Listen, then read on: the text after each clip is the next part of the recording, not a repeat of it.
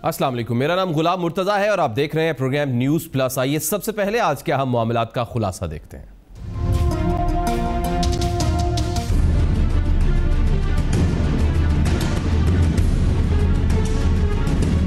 JIT की report में जमा कराए गए जवाबात बड़े बड़े और भयानक इंकशाफात खोल रहे हैं। रिपोर्ट के मंदरजात, खुलासे और तजावीज ने शरीफ फैमिली के साथ साथ पूरी नून लीग को झुंझला दिया है। रिपोर्ट ने रहमान मलिक को शातिर और नाकाबिले भरोसा करार दे दिया है। देखते हैं अब आगे क्या क्या होता है। पाकिस्तान का सियासी माहौल क्या रंग अपनाने वाला है? शरीफ फैमिली सुप्रीम कोर्ट में JIT रिपोर्ट का कैसे दिफा कर पाएगी? क्या ये सारी कोशिशें सूदमंद होंगी? लीगी रहनुमा रिपोर्ट को खुले तासुब का इजहार तो कह रहे हैं, मगर कहां-कहां इनको तहफ्फुजात है ये नहीं बताया जा रहा। सियासी माहौल आने वाले दिनों में पेचीदा सूरत हाल इख्तियार करता नजर आ रहा है।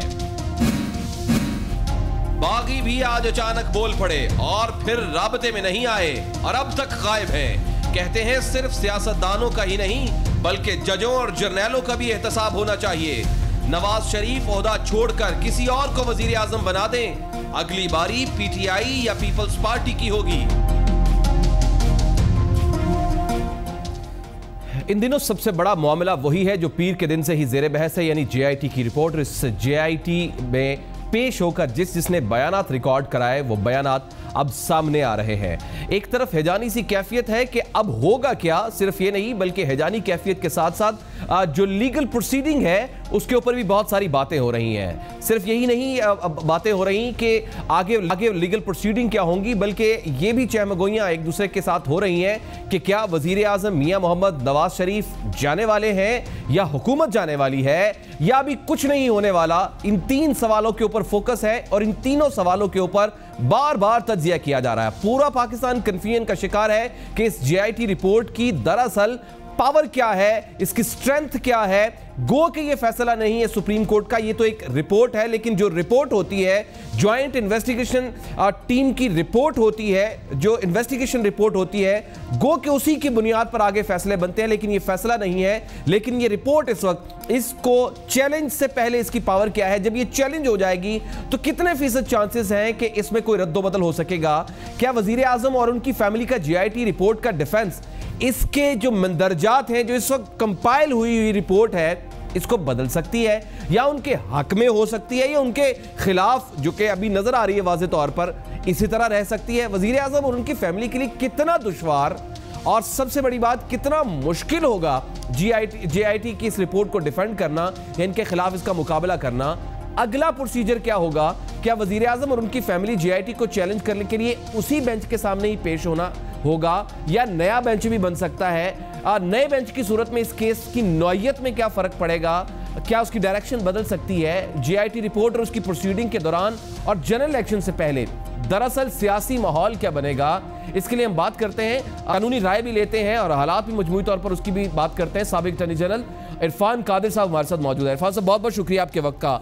सर, कुछ हमें हमारी हेल्प कीजिएगा कि पूरा पाकिस्तानी कंफ्यूजन का शिकार है कि इस JIT रिपोर्ट की क्या पावर क्या है, यानी इसकी स्ट्रेंथ कितनी ज्यादा है, और क्या वजीर आजम और उनकी फैमिली का JIT रिपोर्ट का डिफेंस इसके मंदरजात को बदल सकता है या उनके हक में ये हो सकती है रिपोर्ट अगर वो इसको डिफेंस करते हैं, इसका डिफेंस करते हैं? तो इस JIT की आपने पूछा है कानूनी हैसियत। मैं थोड़ी देर के लिए ये फ़र्ज़ कर लेता हूँ कि जी चलें इसकी कानूनी हैसियत है। गो कि मैं अपने बहुत सारे इंटरव्यूज़ में ये कह चुका हूँ कि ये JIT किसी कानून के तहत नहीं बनाई गई और सुप्रीम कोर्ट को कोई भी ऐसा इख्तियार हासिल नहीं है जो कि उसको किसी कानून ने नहीं दिया। लेकिन अब चूँकि JIT रिपोर्ट आ गई है और JIT रिपोर्ट के JIT जब फॉर्म हुई थी तो उस पर वज़ीर आज़म साहब और उनकी फैमिली ने कोई एतराज़ भी नहीं उठाया था।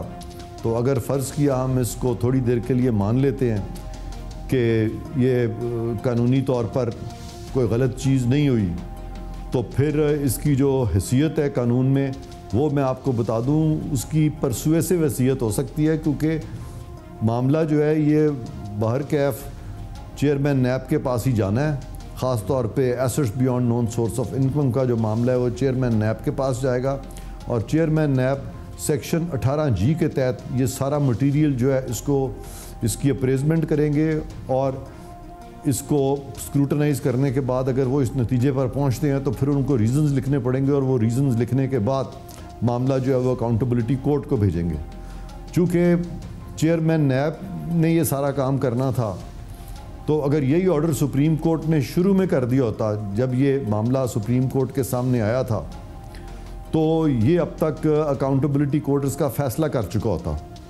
तो इस तनाजुर में जब मैं ये GIT की रिपोर्ट को देखता हूँ तो मैं समझता हूँ कि ये बहुत मामले में ताख़ीर हुई है, लेकिन देर आयत दुरुस्त, एटलीस्ट GIT की रिपोर्ट में बहुत सारी बातें अब सामने आ गई हैं, और अब ये मामला जो है ये मंतकी अंजाम तक पहुँचेगा कौमी एहतसाब ब्यूरो के ज़रिए एहतसाब कोर्ट में, क्योंकि सुप्रीम कोर्ट जो है ये अब ट्रायल जो है वो सुप्रीम कोर्ट में नहीं होगा। लेकिन अगला प्रोसीजर फिर क्या होगा? क्या वजीर आज़म और उनकी GIT को चैलेंज करने के लिए उसी बेंच के सामने ही उन्हें पेश होना होगा, या नया बेंच भी बन सकता है कि इसके लिए रिक्वेस्ट की जा सकती है? और नए बेंच की सूरत में इस केस में क्या फ़र्क आएगा, नौयत क्या बनेगी?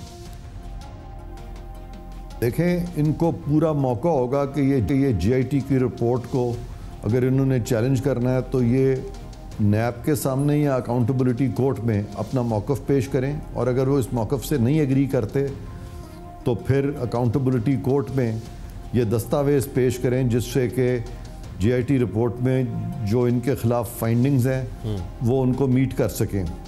लिहाजा प्रिंसिपल ऑफ फेयर ट्रायल के तहत अब इनको बहुत मौका होगा अकाउंटेबिलिटी कोर्ट में कि ये अपना मौक़िफ़ जो है भरपूर अंदाज में पेश कर सकें। सुप्रीम कोर्ट में ऑलरेडी एक प्रोसीडिंग जो है वो पैरेलल प्रोसीडिंग एक बहुत लंबी चल पड़ी है और उसमें काफ़ी वक्त लगा है, इसलिए सुप्रीम कोर्ट अब इसमें मज़ीद टाइम नहीं लेगी। 2 जज साहिबान तो पहले ही इस पे फ़ैसला दे चुके हैं। इन 3 जज साहिबान ने 2 माह इनको मज़ीद दे दिए थे कि ये अपने असासादियात जो हैं उनकी लेजिटिमेट सोर्सेज उनको एक्सप्लेन कर सकें, लेकिन वो वक्त अब गुज़र गया है। अब अगर मज़ीद कोई भी एक्सप्लेनेशन है तो वो अब ये देंगे नैब के सामने और अकाउंटेबिलिटी कोर्ट के सामने, और सुप्रीम कोर्ट इस केस में अब कोई री हेयरिंग नहीं करेगा, और जो लीगल पॉइंट्स इनके हैं जो ये उठा सकते थे सुप्रीम कोर्ट में वो उस वक्त उठाने चाहिए थे जबकि पहला फ़ैसला आया था जो कि 20 अप्रैल को आया था, उसके ख़िलाफ़ इन्होंने कोई रिव्यू नहीं फ़ाइल किया। और मुझे अब लग ये रहा है कि सुप्रीम कोर्ट सिर्फ अब 3 जज साहिबान डिसक्वालिफ़िकेशन के मामले में अपना फ़ैसला सादर फरमाएंगे, और बाकी जो मामलात हैं जिनका ताल्लुक़ क्रिमिनलिटी से है और करप्शन से है वो तमाम मामलात जो हैं अब वो उन अदालतों में जाएंगे जो कि कानून और स्टैचूट्स ने मुकर्रर किए हैं, और फिर वहाँ पे ये अपना मौक़िफ़ पेश करें। लेकिन एक और सवाल उठता है इरफान कादिर साहब कि जिसने जवाब जमा कराया है वो सारा ही हैरान कुन है। आहिस्ता आहिस्ता वो जवाबात सामने आ रहे हैं, उसके मंदरजात सामने आ रहे हैं, रिपोर्टें जैसे पढ़ी जा रही हैं। आपकी ज़ाती राय क्या है इस रिपोर्ट से मुतालिक, और ख़ास तौर पर इन जवाबात से मुतालिक जो जमा कराए गए हैं? सब कुछ हैरान कुन है। आप इस रिपोर्ट के बारे में क्या राय लेते हैं, होने क्या जा रहा है? देखें, इन्होंने जो भी जवाबात जमा कराए हैं उस पे तो सुप्रीम कोर्ट के 2 जज साहिबान का फ़ैसला भी हमारे सामने है। उन्होंने तो बिल्कुल इनसे एग्री नहीं किया, और ये जो 3 जज साहिबान हैं इन्होंने भी एग्री नहीं किया। तो लिहाजा अब तो इनको अपना मौक़िफ़ जो है वो, जैसे मैं पहले सवाल के जवाब में कह चुका हूँ कि अकाउंटेबिलिटी कोर्ट में ही अब पेश करना होगा।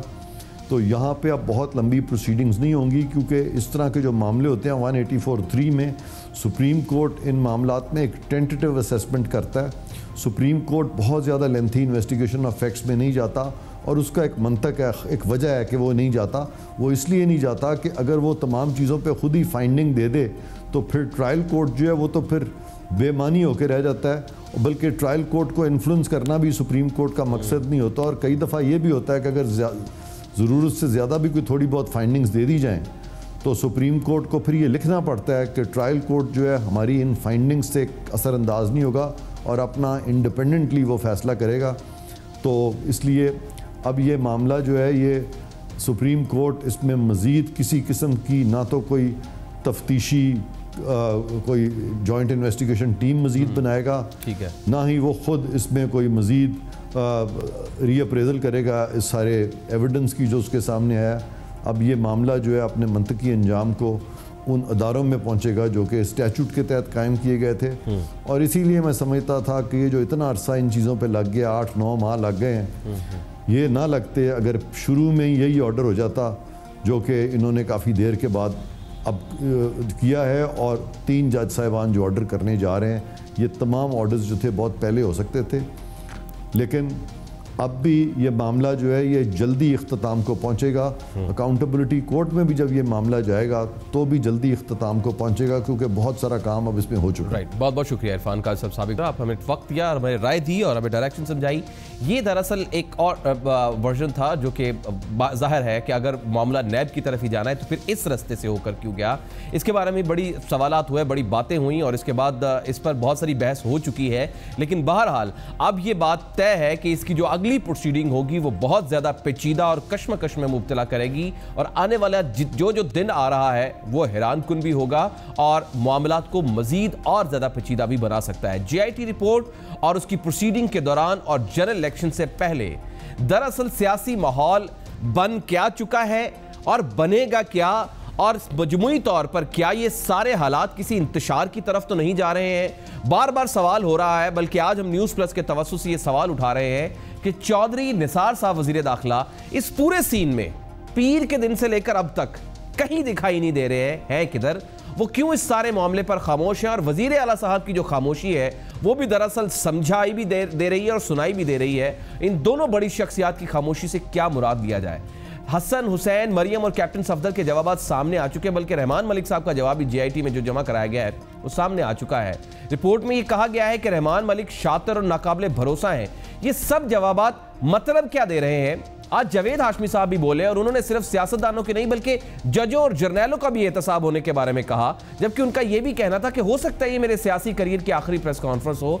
उनकी दरअसल ये सारी एंट्री इस माहौल के अंदर थी क्या ये एंट्री कराई गई है या वह खुद आए, क्योंकि उनसे इस प्रेस कॉन्फ्रेंस के बाद खासा राबता किया गया, वो किसी एक भी मीडिया पर्सन के हाथ नहीं आया है। ये सियासी माहौल क्या बन रहा है, इस पर तज्जिया लेते हैं। हमारे साथ मौजूद है सीनियर सहाफी और एंकर पर्सन समी इब्राहिम साहब। समी साहब बहुत बहुत शुक्रिया, हम रोजाना की बुनियाद पर आपका प्रोग्राम देखते हैं। जरा हमें समझाइएगा कि JIT रिपोर्ट और उसकी प्रोसीडिंग के दौरान अभी जो हो रही है और तब तक जब तक जनरल इलेक्शन होने हैं उससे पहले तक सियासी माहौल क्या बनेगा, क्या हालात किसी इंतशार की तरफ तो नहीं जा रहे हैं? समी साहब देखें, JIT की जो अब समाअत होगी उससे पहले जो मुस्लिम लीग नून के अज़ाइम नज़र आ रहे हैं उसमें तो ऐसा लग रहा है कि ये कन्फ्रंटेशन की तरफ जाएंगे। ये JIT पर एतराज़ कर रहे हैं, जजेस पर एतराज़ कर रहे हैं, इसको एक इंटरनेशनल साजिश करार दे रहे हैं, पाकिस्तान की फ़ौज पर इल्ज़ाम लगा रहे हैं, तो कन्फ्रंटेशन की तरफ ये जाना चाहते हैं। लेकिन आपने ये कहा कि जो इलेक्शन में क्या माहौल बनेगा, मैं तो अभी फौरी तौर पर इस मुल्क में इलेक्शन नहीं देखता, क्योंकि मुझे तो लगता है कि जैसे ही इसका मुकदमे का फैसला होगा उसके बाद सुप्रीम कोर्ट की गाइडलाइंस आएंगी जिसमें जो मेगा करप्शन के केसेस हैं जिनमें नैब ने कोई कार्रवाई नहीं की थी, मुझे लगता है कि उसके हवाले से कार्रवाई होगी और जो बड़े बड़े मगरमच्छ हैं उनको पकड़ा जाएगा। क्योंकि ये मुनासिब नहीं है कि आप सिर्फ एक फैमिली को सज़ा दें, एक पॉलिटिशियन को सज़ा दें और दूसरे जो लोग हैं उनसे उनको आप कुछ ना कहें। तो मुझे ये लगता है कि अभी ये एहतसाब का अमल है, कौम भी ये चाहती है कि इन लुटेरों से निजात मिले, कि अगर इन्होंने दोबारा इलेक्शन लड़ना है, जिन्होंने करप्शन की है, जिनके ऊपर चार्जेस हैं, तो फिर मेरा नहीं ख्याल कि वो कोई मीनिंगफुल होंगे। लेकिन समी साहब, आप सब मामलात पर नजर रखते हैं, ये चौधरी निसार साहब किधर है, वो क्यों इस सारे मामले पर खामोश है, और वजीर आला की खामोशी भी दरअसल हमें सुनाई दे रही है। इन दोनों बड़ी शख्सियत की खामोशी से मतलब क्या है, इसका मुराद क्या है समी साहब? देखें, जो खबरें आ रही हैं वो मुस्लिम लीग नून के अंदर इस वक्त जो पॉलिसी है नवाज शरीफ साहब की, जिस तरफ वो जाना चाह रहे हैं, उसके हवाले से वाज़ेह इख्तिलाफ़ात हैं। चौधरी निसार अली साहब, इसमें कोई शक नहीं कि वो JIT में जब आए, नवाज शरीफ साहब, शहबाज शरीफ साहब तो और इसहाक डार साहब तो उनको वो ड्राइव करके लेके आए, लेकिन ये उनकी एक प्राइवेट पोजीशन है। पब्लिकली वो जो पनामा पेपर्स हैं उनको वो डिफेंड करने के लिए तैयार नहीं है। हुकूमत को वो ये कह रहे हैं कि फ़ौज के साथ, अदलिया के साथ कन्फ्रंटेशन नहीं होनी चाहिए, बल्कि अब तो ख्वाजा आसिफ साहब ने भी पब्लिकली अपने आप को डिस्टेंस किया है, कन्फ्रंटेशन से और उन्होंने इस थॉट से भी अपने आप को दूर किया है जिसमें मुस्लिम लीग नून के वज़रा ये कह रहे हैं कि जनाब ये कोई बड़ी साजिश है। ख्वाजा साहब ने कहा कि उन्हें कोई रवायती साजिश की बू इसमें नज़र नहीं आ रही। मेरे पास जो इत्तलात हैं उसके मुताबिक जाहिद हामिद साहब भी जो वज़ीर कानून है मुशर्रफ के दौर में भी थे, वो भी ये कह रहे हैं कि कन्फ्रंटेशन ना आप करें। तो ये जो आपको इस वक्त नून लीग के अंदर मुख्तलिफ आरा है और वज़ीर आज़म हाउस से इस वक्त एक साजिशों का एक गढ़ बना हुआ है, वहाँ पर किसी बंदे को भी जाने की इजाज़त नहीं, हत्ता कि जो लोग वहाँ पर काम करते हैं उनसे भी कहा गया है कि आपको हम बुलाएंगे तो आप आएंगे, आप फ़ोन करके आएँ। तो एक कशमकश है उनके अंदर, एक गुफ्तगू चल रही है और बहुत सारे नून लीगी समझते हैं कि वज़ीर आज़म साहब को कन्फ्रंटेशन में नहीं जाना चाहिए, इससे पार्टी को नुकसान होगा। राइट, लेकिन समीर साहब, हसन नवाज, हुसैन नवाज, मरियम और कैप्टन सफदर के जवाब सामने आए हैं, बल्कि आज तो रहमान मलिक साहब का जवाब भी सामने आया है जो जीआईटी में जो जमा कराया गया था। आपने पढ़े होंगे, रिपोर्ट में कहा गया कि रहमान मलिक शातिर और नाकाबिले भरोसा है। सर, इन सब के जवाब तो ज़रा रोशनी डालिएगा कि ये क्या थे। जवाब जैसे जैसे पढ़ते हैं वो तो हैरान कुन होते हैं। देखिए, रहमान मलिक साहब शातिर हो, नाकाबिले भरोसा हो, वो अपनी जगह पे, लेकिन उन्होंने जो इन्वेस्टिगेशन की थी जब वो एडिशनल डायरेक्टर जनरल थे FIA के, तो उसमें बहुत सारे सबूत हैं। फिर जो काजी फैमिली है JIT ने उनसे भी बात की है, जो हमारे पास इत्तलात हैं, तो उनको भी पता चला। इसके अलावा जो जावेद कियानी का जो बयान है, जो स्टेटमेंट है, उसमें जावेद कियानी ने रहमान मलिक की रिपोर्ट को दुरुस्त करार दिया। तो जो बयानात हैं रहमान मलिक की रिपोर्ट के हवाले से, वो तहफ़्फ़ुज़ात भले होंगे लेकिन वो जो एविडेंस है वो उनको करबोरेट करता है। अब आप बात करते हैं मरियम सफदर की और उनके हस्बैंड कैप्टन सफदर की, तो उसमें मरियम साहबा के बारे में तो JIT ने ये बिल्कुल क्लियरली कह दिया है कि ये जो नीलसन और नेस्कॉल की ये मालिक हैं और वर्जन आइलैंड जो अथॉरिटीज़ हैं उन्होंने इसकी तस्दीक कर दी है, BVI अथॉरिटीज़ ने इसकी तस्दीक कर दी है। तो उसके बाद और अब ये कहा गया कि अभी तक भी वो उसकी मालिक हैं, और कैप्टन सफदर साहब ने ये कहा कि उन्हें तो पता ही कुछ नहीं है, और हालांकि वो जो ट्रस्ट डीड है उसके वो गवाह हैं, लेकिन उन्होंने कहा कि उन्हें आज तक ये नहीं पता कि इसके बेनिफिशियल ऑनर कौन है फ्लैट्स के। तो ये जो सारी उनकी गुफ्तगू है वो झूठ पर मबनी है। कैप्टन सफदर साहब कहते हैं कि वो पहले मियाँ मोहम्मद शरीफ साहब से लेते थे वजीफ़ा, उसके बाद अब वो मियाँ नवाज शरीफ साहब से वजीफ़ा लेते हैं। तो एक अजीब व गरीब किस्म की कहानी वो बयान कर रहे हैं। जो सुप्रीम कोर्ट में जवाब है वो मुख्तलिफ है, JIT के सामने बात मुख्तलिफ है, और उनके हवाले से तो JIT की ये फाइंडिंग्स हैं कि वो बिल्कुल भी झूठ पर मबनी गुफ्तगू कर रहे हैं। इससे पहले सवाल में आपने शहबाज शरीफ साहब का जिक्र किया था, तो शहबाज शरीफ साहब भी, मैं उसका भी जवाब दे दूं कि शहबाज शरीफ साहब अपने आप को वो भी डिस्टेंस करने की कोशिश कर रहे हैं। मेरी इतलात यह है कि उन्होंने अपनी वालदा से भी नवाज शरीफ साहब को एक टेलीफोन करवाया। वो ये चाहते हैं कि आप किसी तरीके से बीच की कोई सूरत हाल निकल आए, लेकिन जो JIT की रिपोर्ट है उसमें हुदैबिया पेपर मिल के हवाले से शहबाज शरीफ साहब के बारे में भी बड़े तहफ़्फ़ुज़ात हैं, और लग ये रहा है कि वो भी इसकी जद में आएंगे और उनको खुद अपनी डिसक्वालिफिकेशन का सामना करना पड़ेगा। लेकिन वो इस हवाले से खुशकिस्मत हैं कि उनके साहबजादे हमजा शहबाज, उन पर किसी तरह का कोई इल्ज़ाम नहीं। तो हो सकता है अगर कोई ग्रैंड NRO हो या कोई रिकन्सिलिएशन, जिसकी उम्मीद नहीं है, लेकिन हमजा शहबाज का शायद कोई मुस्तकबिल सियासी बन सके। ये सारे मामलात इस वक्त बन रहे हैं, पूरा सियासी मंजरनामा ये बन रहा है, लेकिन इस सब में जो चीज़ मिसिंग है वो है हुकूमत का वर्जन।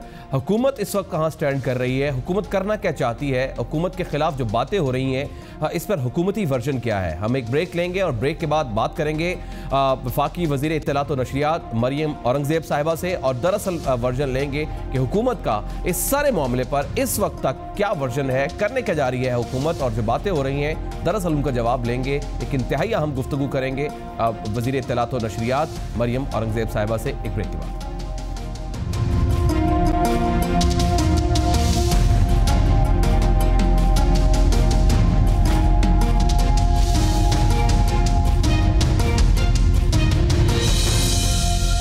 इन दिनों सबसे बड़ा मामला वही है जो पीर के दिन से ही जेर बहस है, यानी JIT की रिपोर्ट। इस JIT में पेश होकर जिसने बयान रिकॉर्ड कराया वो बयानात सामने आ रहे हैं। लेकिन सबसे अहम तरीन बात इस GIT रिपोर्ट को चैलेंज करने की है, यानी उसके खिलाफ जाने की है, जो कि मियां मोहम्मद नवाज शरीफ यानी शरीफ फैमिली जा रही है सुप्रीम कोर्ट में, और शरीफ खानदान ने GIT रिपोर्ट के खिलाफ सुप्रीम कोर्ट में जाने का कह दिया है।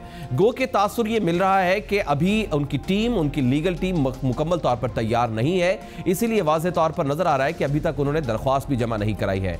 एतराज़ात आहिस्ता आहिस्ता सामने तो आ रहे हैं, मगर आज की प्रेस कॉन्फ्रेंस में वज़ीर इत्तलात और नशरियात मरियम औरंगज़ेब ने कहा है कि सारी रिपोर्ट सिर्फ शरीफ खानदान के कारोबार के बारे में है। आज उन्होंने प्रेस कॉन्फ्रेंस की, दानियाल अजीज साहब साथ में थे। क्या कहा उन्होंने, मरियम औरंगज़ेब साहिबा और दानियाल अजीज साहब ने क्या प्रेस कॉन्फ्रेंस में कहा, जरा पहले वो मुलाहिजा कीजिए।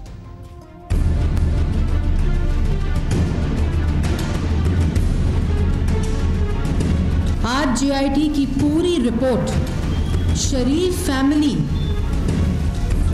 के पर्सनल बिजनेस के बेटे का बाप के साथ, बहन का भाई के साथ, दादे का पोते के साथ जो बिजनेस शेयरिंग है उसके बारे में GIT रिपोर्ट है। ये किसने कहा था GIT रिपोर्ट को कि आपने शरीफ खानदान की फैमिली बिजनेस को प्रोब करना है, जिसमें वो सफ़ा नंबर 251 के ऊपर GIT खुद लिखती है कि ये शरीफ खानदान के प्राइमरीली ज़ाती बिजनेस की तफसील है। कि जो ये 254 सफ़े की रिपोर्ट है, सवाल ये उठ रहे हैं लिखी किसने है। इस GIT रिपोर्ट के अंदर कोई भी ऐसा दस्तावेज जो GIT ने प्रोक्योर नहीं किया बल्कि जेनरेट किया। PM साहब की ऑफशोर कंपनी है, PM साहब की फॉरेन कंपनी है। मैं आपको कैटेगोरिकल स्टेटमेंट बता रहा हूँ आज, ना वो किसी फॉरेन कंपनी के मालिक है, ना उन्होंने किसी फॉरेन कंपनी से कोई इनकम ली है। लेकिन इसके बाद पाकिस्तान तहरीक इंसाफ के रहनुमाओं ने भी प्रेस कॉन्फ्रेंस की और उन्होंने भी इसका जवाब दिया, जो कि काफ़ी अरसे से यही चल रहा है कि या तो पाकिस्तान तहरीक इंसाफ प्रेस कॉन्फ्रेंस करती है, नून लीग जवाब देती है, या नून लीग प्रेस कॉन्फ्रेंस करती है और पाकिस्तान तहरीक इंसाफ जवाब देती है। उन्होंने क्या कहा, जरा वो भी मुलाहिजा कर लीजिए। जो असल केस है वो जो 200-250 सफ़ात से ज़्यादा बड़ी GIT की रिपोर्ट है, वो पनामा का मामला जिसके बारे में GIT रिपोर्ट लिखी गई और जो उनके समधी, उनके बॉस मियां मोहम्मद नवाज शरीफ के बारे में कहा गया और उनके ख़ानदान के बारे में कहा गया, उसके बारे में उन्होंने किसी एक ठोस चीज़ का जवाब देने की कोशिश भी नहीं की। इनको कोई पता नहीं है कि हसन कहते हैं, मैंने सुना था कि हसन जो है वो अब उन्होंने अपने जो दस्तखत थे उस ट्रांसफ़र, सो कॉल्ड ट्रांसफ़र, जो कि उसको डिनाई कर दिया। तारिक शफी कह रहा है कि जनाब हमने मिलके किया, वो प्रोड्यूस किया, शहबाज शरीफ साहब के दस्तखत हैं, और शहबाज शरीफ साहब फरमाते हैं मैं तो दस्तखत ही कोई नहीं है, मुझे तो पता ही नहीं क्या हुआ क्या नहीं हुआ। कन्फ्यूजन इस कदर क्रिएट हुई है कि समझ नहीं आ रही कि आगे आने वाले वक्तों में है क्या। पूरी आवाम इस सारे लफ्ज़ों के गोरख धंधे और इस पूरी मनी ट्रेल के गोरख धंधे में कंफ्यूज हो रही है। सवाल ये उठ रहा है कि GIT रिपोर्ट के खिलाफ दरख्वास्त हुकूमत की जानिब से कब दी जाएगी, वकला के पैनल में कौन कौन शामिल होगा, स्टांस क्या लिया जा रहा है कि सारी रिपोर्ट पर तहफ़्फ़ुज़ात हैं या फिर इसमें कुछ पॉइंट्स ऐसे हैं जिन पर एतराज़ात है। क्या इसी बेंच के सामने जो इस वक्त है, इसी के सामने अपने एतराज़ात रखे जाएंगे या फिर इसके लिए नए बेंच की रिक्वेस्ट की जाएगी। इसके लिए बात करते हैं, हमारे साथ मौजूद है, सवालों का जवाब लेते हैं वफाकी वज़ीर इत्तलात और नशरियात मरियम औरंगज़ेब साहिबा। मरियम साहब, बहुत बहुत शुक्रिया आपके वक्त का, कीमती वक्त से आपने वक्त दिया। फरमाइएगा कि हमें हुकूमत की पोजीशन जरा क्लियर कीजिएगा कि दरअसल हुकूमत की पोजीशन है क्या। GIT रिपोर्ट के खिलाफ दरख्वास्त कब दी जाएगी, वकला के पैनल में कौन कौन शामिल है, स्टांस क्या लिया जा रहा है, और सबसे बढ़कर यह कि क्या हम इस सारी रिपोर्ट को ही गलत समझें, सारी रिपोर्ट ही गलत है। बिस्मिल्लाहिर्रहमानिर्रहीम।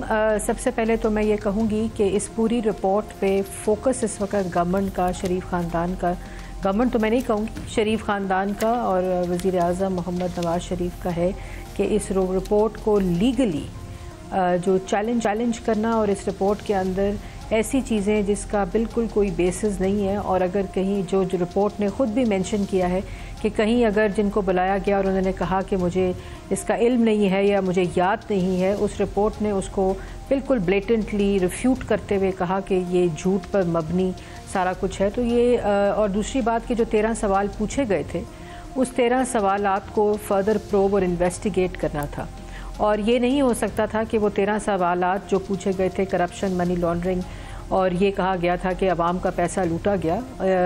ये बात बिल्कुल नहीं थी। मेरे ख्याल में JIT जो टर्म्स ऑफ रेफरेंस थे वो समझ नहीं सकी, क्योंकि अगर आप रिपोर्ट पढ़ें तो रिपोर्ट के अंदर वज़ीर आज़म और शरीफ ख़ानदान के जो पर्सनल बिजनेसेस की तमाम तफसीलात के ऊपर प्रोब किया गया है।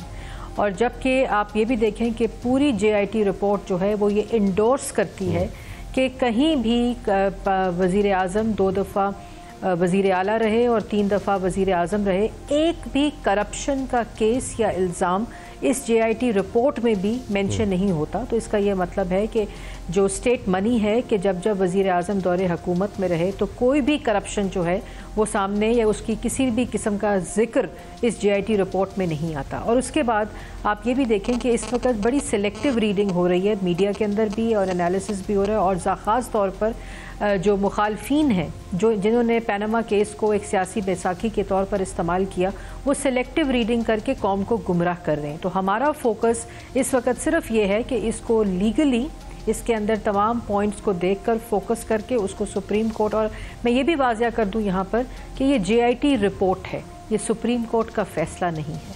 अभी इसको सुप्रीम कोर्ट ने देखना है और सुप्रीम कोर्ट इंशाल्लाह इस झूठ के पलंदे को मुस्तरद करेगी, क्योंकि सुप्रीम कोर्ट ने JIT को जो काम दिया था वो मुख्तलिफ था। तो क्या सारी रिपोर्ट ही समझी जाए, सारी रिपोर्ट ही गलत है? नहीं, मैं ये नहीं कह सकती, क्योंकि ये बात बड़ी इंपॉर्टेंट है। ये शरीफ फैमिली के बिज़नेस को प्रोब करने की रिपोर्ट है, और ये ख़ुद JIT इसमें तफसीलन बताती है कि ये जितनी चीज़ें इसमें प्रोब की गई हैं वो प्राइमरीली शरीफ फैमिली का पर्सनल कारोबार है। लेकिन जो 13 सवाल दिए थे कि वज़ीर आज़म ने जो लिंक किया जा रहा था उनको करप्शन के साथ, और बड़ी इंटरेस्टिंग बात है, आप भी ज़रूर देखिए, मैंने सरसरी देखा कि पूरा जो करप्शन का वर्ड है पूरी JIT रिपोर्ट में वो 2 दफ़ा इस्तेमाल हुआ है। एक दफ़ा NAB का ऑर्डिनेंस साइट करते हुए लॉ, और एक दफ़ा एक और लॉ है जिसको NAB का एक केस है उसकी क्लोजिंग के ऊपर बात करते हुए करप्शन का वर्ड यूज़ हुआ है। वो कहाँ गई करप्शन? लेकिन सारी रिपोर्ट तो गलत नहीं हो सकती ना मरीम साहबा, वो पॉइंट्स क्या है, ग्लेरिंग पॉइंट्स हैं? देखिए, इसमें इंशाल्लाह इतनी ग्लेरिंग चीज़ें सामने आएंगी जो हम सुप्रीम कोर्ट के अंदर पेश करना चाहते हैं, और वो इस आवाम को भी ये वो तमाम चीज़ें बताएगी कि जिस तरह सेलेक्टिव रीडिंग करके कौम को गुमराह किया जा रहा है, वो बिल्कुल JIT रिपोर्ट को, वो तमाम चीज़ें जो हम सुप्रीम कोर्ट में पेश करेंगे वो उनको मुस्तरद करेंगी। अच्छा मरीम साहब, फिर बेंच के बारे में बताइए, बेंच के सामने अपने एतराज़ात रखे जाएंगे या फिर नए बेंच की कोई रिक्वेस्ट की जाएगी? देखिए, मैं कोई भी ऐसी बात कबल अज़ वक्त होगा कि हमारी लीगल टीम इसको देख रही है, और माहिरीन की टीम भी इसको बहुत माइन्यूटली देख रही है, और इंशाल्लाह सुप्रीम कोर्ट के अंदर पूरी तैयारी से जाएंगे। और मैं पहले जो बात वाज़िया कर चुकी हूँ कि ये अभी JIT रिपोर्ट है, और इसके तहफ़्फ़ुज़ात उसी तरह हमारे शरीफ फैमिली के कायम है, और बल्कि इस रिपोर्ट ने ये इंडोर्समेंट कर दी है। मैं इस बात को भी ज़रूरी आप लोगों को बताना चाहूँगी कि जो हम कह रहे थे कि मेंबरान का बायस है और बायस फॉर एसोसिएशन है और बायस बाय कॉन्डक्ट भी है, उस रिपोर्ट की जो लैंग्वेज है उसने इस बात की इंडोर्समेंट की है कि कोई भी आइन या कानून और किसी तरह भी सुप्रीम कोर्ट ने JIT को ये हक नहीं दिया था कि वो किसी की पर्सनल और डेरोगेटरी रिमार्क्स के ज़रिए इस JIT रिपोर्ट में उसको एडजेक्टिव्स के साथ पेश करे। चोर है, मकार है, झूठे हैं, और हमें शक है। और तमाम रिपोर्ट में जो जिन अल्फाज का सहारा लिया गया, कोई भी इन्वेस्टिगेशन, और ख़ास तौर पे वो इन्वेस्टिगेशन रिपोर्ट जो एक तीसरी दफ़ा मुंतखब वज़ीर आज़म की डिस्क्वालिफिकेशन की बात करती है और उनके NAB के साइट करती है लॉ, उसको कैटेगोरिक होना चाहिए। उसको अगर मगर शक तवक्को हमारा खदशा है, इस तरह के वर्ड्स इस्तेमाल जो करते हैं वो खुद ही उसकी क्रेडिबिलिटी को इम्पैक्ट करती है। मुझे मरीम साहब आपकी बातों से 2 बातें समझ आ रही हैं। बात ये समझ आ रही है कि अभी आपकी लीगल टीम या इस पूरी जो स्टडी है वो कंप्लीट नहीं हुई इस रिपोर्ट की, और अभी लीगल टीम आपकी क्लियर नहीं है, अभी टीम की तैयारी नहीं है। और दूसरी बात मुझे जो समझ आ रही वो ये है कि वजीर आजम बहरहाल इस्तीफा नहीं देने वाले, वजीर आजम कहीं नहीं जाने वाले। मुझे ये 2 बातें समझ आई हैं, राइट सर? नहीं, इसमें तैयारी जो है एक 254 पेजेस की रिपोर्ट है, और मैं ये भी कहती चलूँ कि जो आपने बात की उसमें सिर्फ मैं ये ऐड कर दूँ कि जितने दस्तावेज शरीफ फैमिली ने जमा कराए थे और वो सारे notarize, certified, verified, authentic documents थे। अब जो जनरेट किए गए हैं डॉक्यूमेंट्स, जाहिर है उनको भी शरीफ फैमिली देख रही है। उनको आपने अगर काउंटर करना है तो उसके ऊपर पूरी तैयारी के साथ जाना चाहिए। और उसमें ये भी बात है कि ये इसलिए ज़्यादा फोकस और तैयारी की जा रही है कि वज़ीर आज़म ये चाहते हैं कि इस मामले को जल्द से जल्द ख़त्म किया जाए। अच्छा, लेकिन एक और शक्ल सामने आ रही है मरीम साहबा, वो ये है कि हमने देखा कि जो बड़ी सियासी पार्टियां हैं, Pakistan peoples party, Pakistan Tehreek Insaf, MQM, Jamaat Islami, PSP तक, ये तकरीबन सारी बड़ी पार्टियां वज़ीर आज़म का अब इस्तीफ़ा मांग रही हैं। यानी आइंदा असम्बली में हम ये कहें कि जो भी सेशन होगा ठीक ठाक अपोजिशन मिलने वाली है और हुकूमत पर तो ठीक ठाक प्रेशर बढ़ गया है। मरीम साहिबा,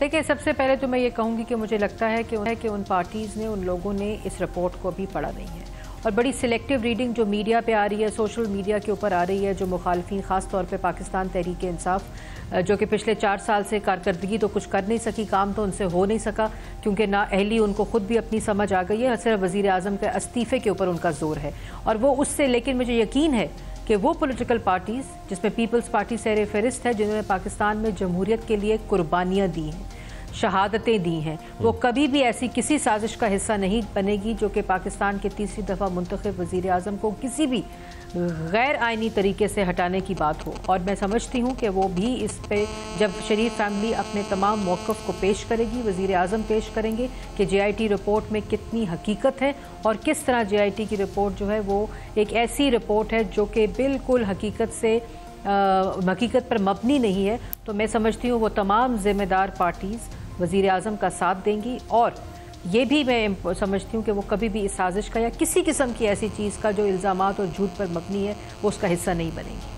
अच्छा मरीम साहब, 3 तरह की खबरें हैं, यानी यूँ कहिए कि स्कूल ऑफ थॉट है वो मौसूल हो रही हैं। एक ये जो सामने नज़र आ रहा है, नैरेटिव सामने नज़र आ रहा है, जो गवर्नमेंट स्टांस ले रही है, बता रही है। दूसरा ये लग रहा है कि नून लीग के अंदर 2 धड़े हैं। एक हिस्सा ये कहता है कि वज़ीर आज़म इस्तीफ़ा दें और इलेक्शन करा दें। दूसरा ये कहता है, यानी 2 हिस्से कह दे स्कूल ऑफ थॉट के, जो कि नून लीग में इसके बारे में जराए कहते हैं कि वज़ीर आज़म इस्तीफ़ा देकर किसी और को वज़ीर आज़म बना दे, इलेक्शन में थोड़ा सा अरसा रह गया, नून लीग की फेवर में चला जाएगा। आज जावेद हाशमी साहब ने यही मशवरा दिया है, क्या ऐसा ही है मरीम साहबा? देखिए, सबसे पहले तो जितना वर्जन मैं भी आज देख रही थी टीवी में, ज़राए के ज़रिए ज़रूर चल रहा है। और ये मैं ये ज़रूर कहूँगी कि मैं कैटेगोरिक बतौर तर्जुमान पाकिस्तान हुकूमत और मुस्लिम लीग नून ये कहना चाहती हूँ कि इस किस्म की किसी भी ना ऑप्शन के ऊपर गौर हो रहा है, ना इस किस्म के किसी ऑप्शन को किसी भी तरीके से डिस्कस किया गया है। और वज़ीर आज़म इंशाअल्लाह इस्तीफ़ा, मैं तो पहले समझ नहीं आती कि इस्तीफ़ा मांगने की बुनियाद क्या है जैसे, लेकिन मैंने पहले कहा कि अभी ला इल्म है वो लोग जो इस्तीफ़ा मांग रहे हैं। और इंशाल्लाह जब वो रिपोर्ट की तफसीलात में जाएंगे जो सुप्रीम कोर्ट के अंदर शरीफ फैमिली पेश करेगी, तो इसमें से बहुत से लोग और ये भी मैं कह दूं कि मुस्लिम लीग नून के अंदर जो आपने सवाल किया, किसी किस्म की ना इस ऑप्शन पे बात हो रही है और ना किसी किस्म की डिस्कशन हो रही है। फोकस और गौर सिर्फ JIT रिपोर्ट के जवाब के ऊपर है।